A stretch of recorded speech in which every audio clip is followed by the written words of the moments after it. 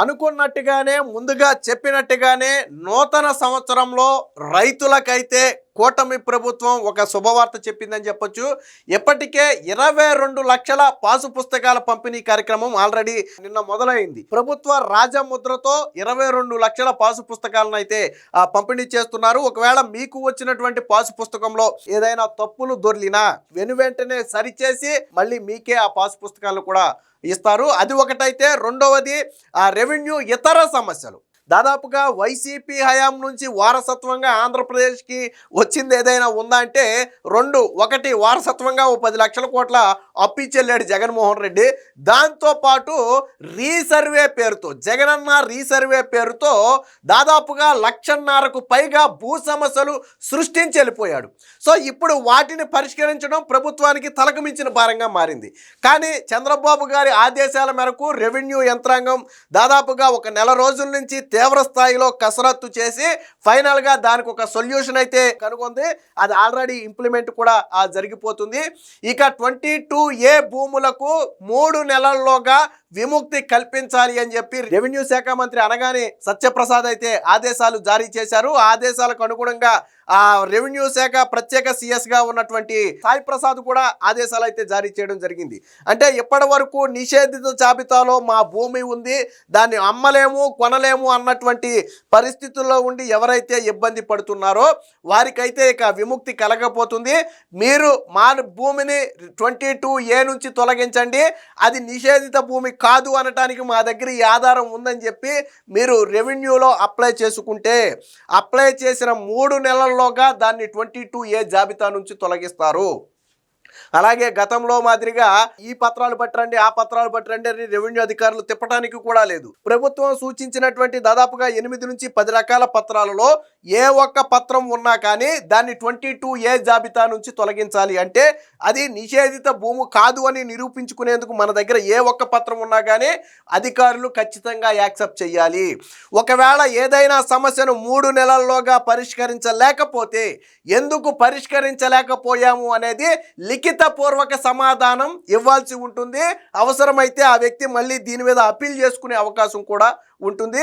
So మొత్తంగా revenue వ్యవస్థ ప్రక్షాళనకైతే కూటమి ప్రభుత్వం నడుం బిగించిందని చెప్పొచ్చు. ఇప్పటి వరకు జాయింట్ కలెక్టర్ వద్దే ప్రధాన అధికారాలు ఉండటంతో కొన్ని సమస్యలు పేరుకుపోయాయి అనేది రెవెన్యూ శాఖలో ఉన్నటువంటి బలమైన వాదన. దీనికి చంద్రబాబు గారి సూచనల మేరకు అధికారాలను అయితే కింది వాళ్ళకు బదిలీ చేశారు. కొన్ని అధికారాలను ఆర్డీఓకు, మరికొన్ని అధికారాలను తహసీల్దార్కు అంటే మండల స్థాయి తహసీల్దార్కు బదిలీ చేశారు. దీనివల్ల ఎక్కడికక్కడ సమస్యలు పరిష్కరించడానికి ప్రధానంగా అవకాశం ఉంది. ఇక ఆ నిషేధిత జాబితా నుంచి తొలగించే అధికారం అయితే ఆర్డీఓకి ఇచ్చారు. అలాగే ఏదైనా ఒక భూమిని నిషేధిత జాబితాలో చేర్చాలంటే మాత్రం ఆ అధికారం మళ్ళీ కలెక్టర్కే ఉంటుంది. బట్ తొలగించే అధికారం మాత్రం ఆర్డీఓకి అయితే ఇవ్వటం జరిగింది. ఈ విధంగా మొత్తంగా కింది వరకు కూడా అధికారాలు విస్తరించడం ద్వారా రెవెన్యూ సమస్యల పరిష్కారానికి అవకాశం దొరికిందని చెప్పొచ్చు. సో దీనికి సంబంధించినటువంటి వార్త ఒకటి వచ్చింది, ఒకసారి చూద్దాం. అర్జీ ఆగొద్దు, 22A భూముల సమస్యలకు 3 నెలల్లో పరిష్కారం చూపాలి. రెవెన్యూ సమస్యల పరిష్కారంలో జాప్యం నివారణకు చర్యలు. జేసీల నుంచి ఆర్డీఓ తహసీల్దార్లకు అధికారాలు బదిలీ. ప్రతి అర్జీకి పరిష్కారం, తిరస్కరిస్తే కారణం చూపాల్సిందే.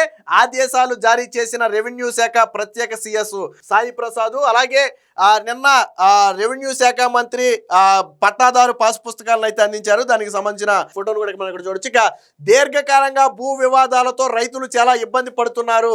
ల్యాండ్ టైటిలింగ్ యాక్ట్ పేరుతో రీసర్వే చేసిన వైకాపా ప్రభుత్వం రైతుల భూములను కబ్జా చేసే కుట్రతో అనేక అవకతవకలు పాల్పడింది.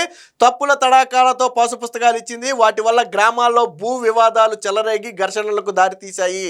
వ్యవస్థను గాడిలో పెట్టేందుకు సీఎం చంద్రబాబు గారు అనేక చర్యలు చేపట్టారని నిన్న ఆ సందర్భంగా సత్యప్రసాద్ అయితే మాట్లాడటం జరిగింది. సో మొత్తంగా రెవెన్యూ శాఖలో ప్రక్షాళన చర్యలు వేగవంతమయ్యాయి. వైకాపా ప్రభుత్వం నుంచి వారసత్వంగా వచ్చిన రీసర్వే సమస్యల పరిష్కారానికి సంబంధించి ఇప్పటికే ఉత్తర్వులు ఉత్తర్వులు కూడా జారీ అయ్యాయి. రెవెన్యూ క్లినిక్ ఏర్పాట్ల ద్వారా ఎక్కడికక్కడే చికిత్సను కూడా ప్రారంభించారు. తాజాగా 22A జాబితా నుంచి ప్రైవేటు భూముల తొలగింపు సహా మ్యూటేషన్ సేవలు, సర్వే నెంబర్ల డూప్లికేషన్, నోషనల్ ఖాతాల్ని శాశ్వత ఖాతాలుగా మార్చడం, ఆధార్ నెంబర్ల సవరణ వరకు దీర్ఘకాల సమస్యల పరిష్కారమే లక్ష్యంగా స్పష్టమైన మార్గదర్శకాలు జారీ చేసింది.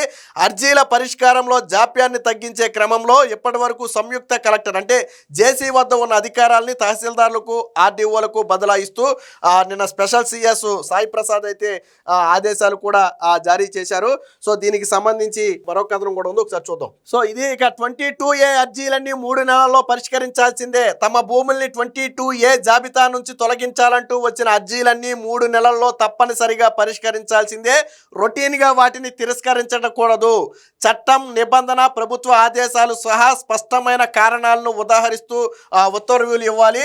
నిర్దేశించిన 10 పత్రాల్లో ఏ ఒక్కటి ఉన్నా వాటి ఆధారంగా 22A జాబితా నుంచి తొలగించవచ్చు. రకరకాల పత్రాలు, వాటి రికార్డులు కావాలని పట్టుపట్టకూడదు. అంటే అధికారులు మాటికి తిప్పించుకునే అధికారం లేదు.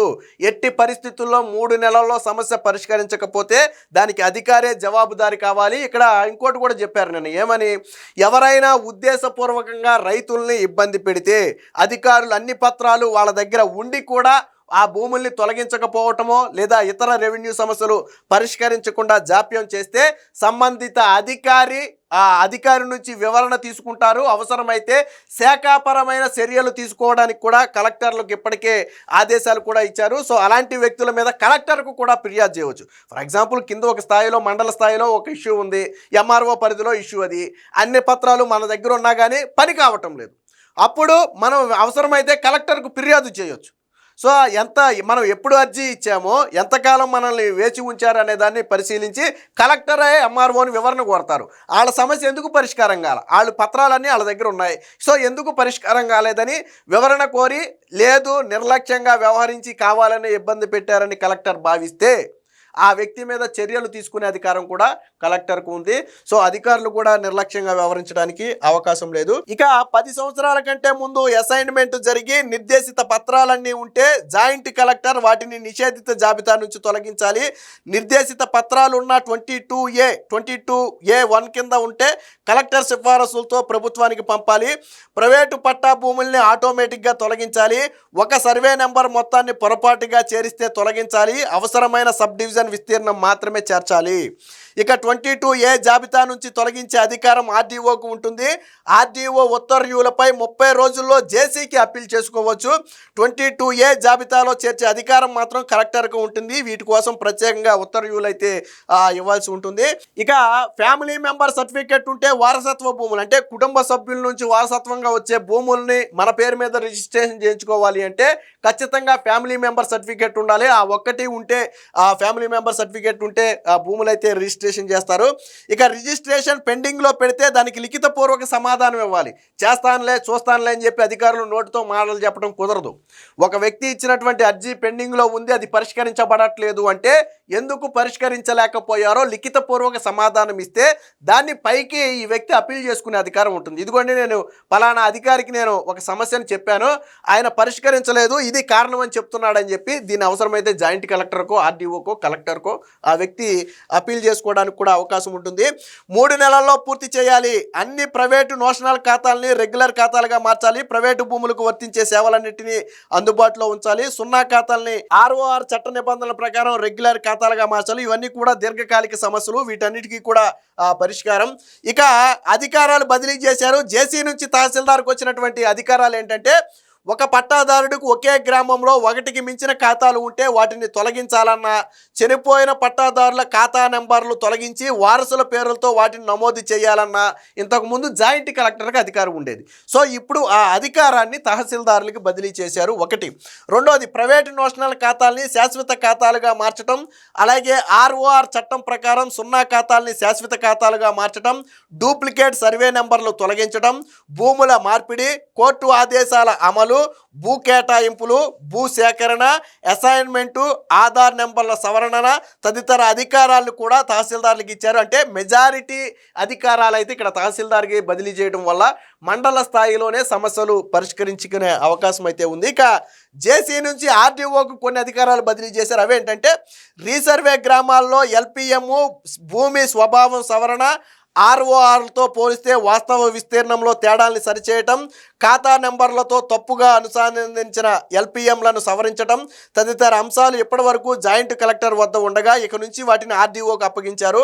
దరఖాస్తు ద్వారా ఇప్పటికే ఉన్న ఎల్పిఎంలు కలపడం, తొలగించడం, సర్వే నెంబర్ల గల్లంతు, భూ స్వభావం వర్గీకరణలో మార్పులు, వివాద రిజిస్టర్లో చేర్పులు, తొలగింపులు అధికారం మొత్తం కూడా ఆర్డీఓకి అయితే ఇవ్వడం జరిగింది. సో దీనివల్ల ఆ రెవెన్యూ సేవలు మరింత వేగంగా జరిగే అవకాశం ఉంది. దీనికి సంబంధించిన మరొక వార్త కూడా చూద్దాం. ఎట్టకేలకు కదలిక, భూ సమస్యలకు పరిష్కారంపై కీలక నిర్ణయాలు, రెవెన్యూ యంత్రాంగానికి స్పష్టమైన విధి విధానాలు, అత్యధిక సమస్యలు మండల స్థాయిలోనే పరిష్కారం, జేసీ నుంచి తహసీల్దార్కు 10 కీలక అధికారాలు బదిలీ, మరికొన్ని ఆర్డీఓకి, కొన్ని మాత్రమే జేసీ పరిధిలో, ఎడాపెడా రికార్డులు మార్చేయడం కుదరదు, సంబంధిత పట్టాదారులకు వ్యక్తులకు నోటీసులు ఇవ్వాల్సిందే. అంటే ఇష్టారాజ్యంగా వీరికి ఎదుటి వ్యక్తులకి తెలియకుండా ఎటువంటి రికార్డులు మార్పు చేయడానికి కుదరదు, లేదంటే చర్యలు తప్పు జరిగితే విఆర్ఓదే బాధ్యత. సో క్షేత్రస్థాయిలో ఎవరైతే విలేజ్ రెవెన్యూ ఆఫీసర్గా ఉన్నారో ఆ వ్యక్తి బాధ్యత వహించాల్సి వస్తుంది.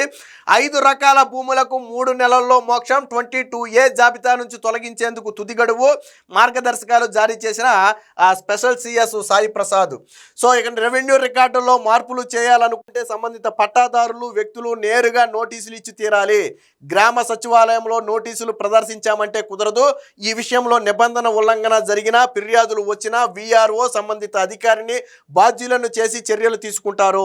రికార్డుల్లో జరిగే ఏ మార్పులకైనా విఆర్ఓనే బాధ్యత వహించాల్సి ఉంటుంది.